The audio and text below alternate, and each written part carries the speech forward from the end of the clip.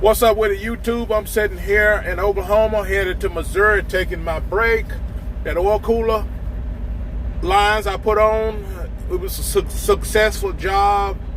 No leaks whatsoever.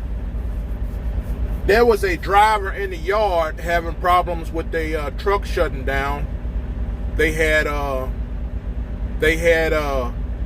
put a new radiator in there and a new coolant reservoir in there, and the truck was shutting down. They really didn't know what was going on. This is a thought. If the truck is shutting down and the coolant reservoir is full, it's probably that aftermarket coolant sensor saying, not registering like it should, and reading back to the ECM that the coolant reservoir is empty. That will make it shut down.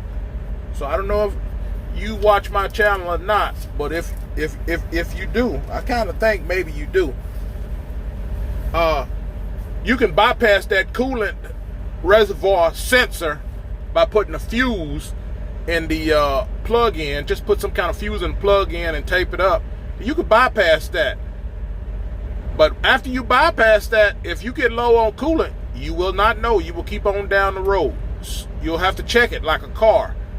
You have to keep, it's not going to tell you when it's low in the reservoir. You know, you'll have to keep track of it in the reservoir. So, but if it's shutting down and the coolant reservoir is at the full point, it's probably because you got an aftermarket coolant reservoir with an aftermarket sensors. They don't kind of work correctly with the aftermarket coolant reservoir.